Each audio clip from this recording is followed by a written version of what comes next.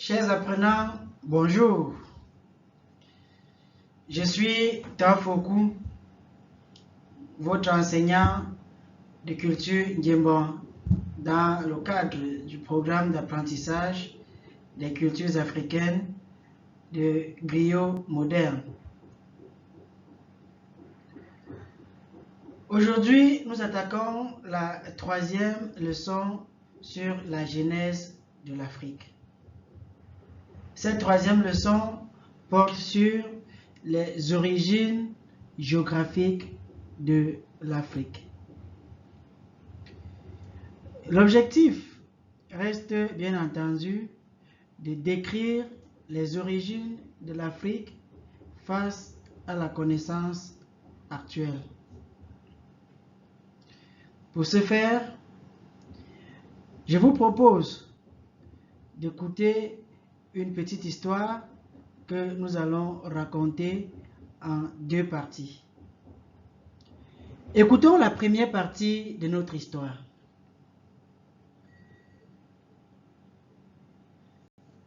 Il était une fois un continent, l'Afrique, un seul peuple, une seule terre. Elle était séparée des autres continents par la mer. Un jour vint le colon. Nous sommes là entre les années 1880 et la Première Guerre mondiale. Les deux principaux pays européens concernés par cette colonisation étaient la France et le Royaume-Uni.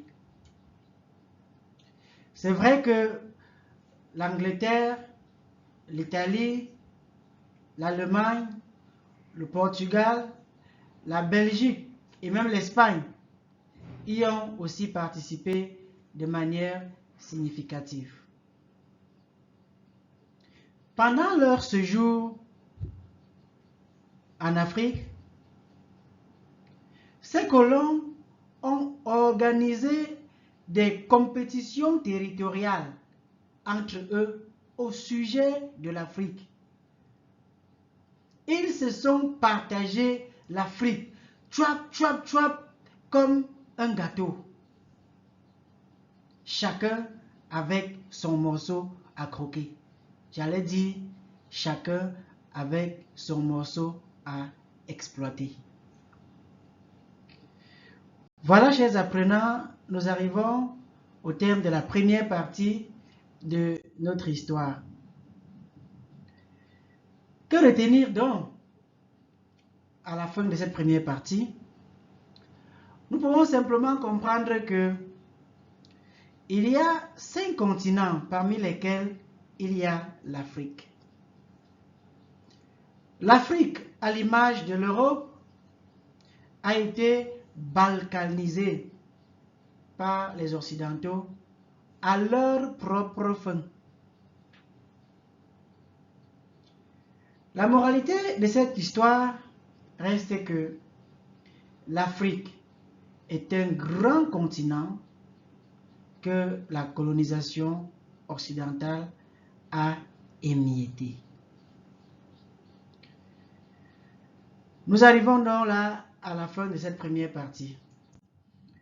Pour la deuxième partie, posons-nous simplement une question au début de la deuxième partie de notre histoire. Nous avons compris dans la première partie que l'Afrique est ce grand continent qui malheureusement a été émietté par la colonisation. Maintenant, dans la deuxième partie de l'histoire, c'est donc quoi l'Afrique aujourd'hui? L'Afrique aujourd'hui, c'est le deuxième plus grand continent après l'Asie, en termes de surface et même de population.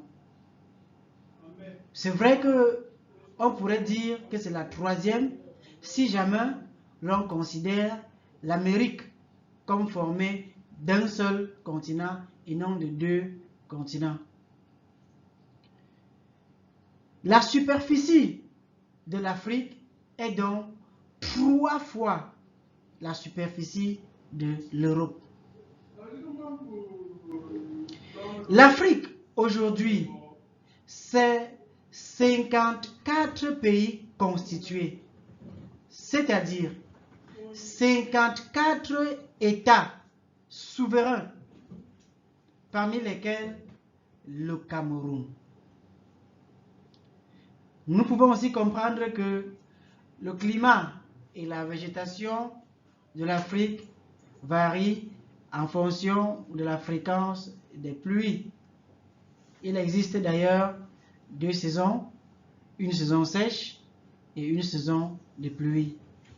C'est la raison pour laquelle les terres africaines restent les terres les plus fertiles de la planète.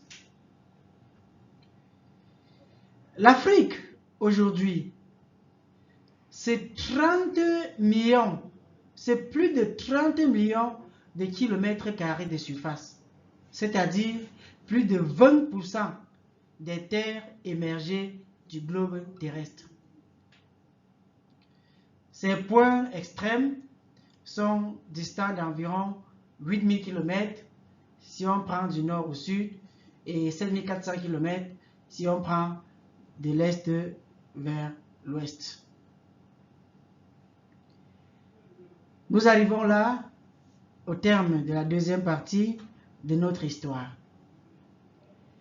Que pouvons-nous comprendre à partir de cette histoire?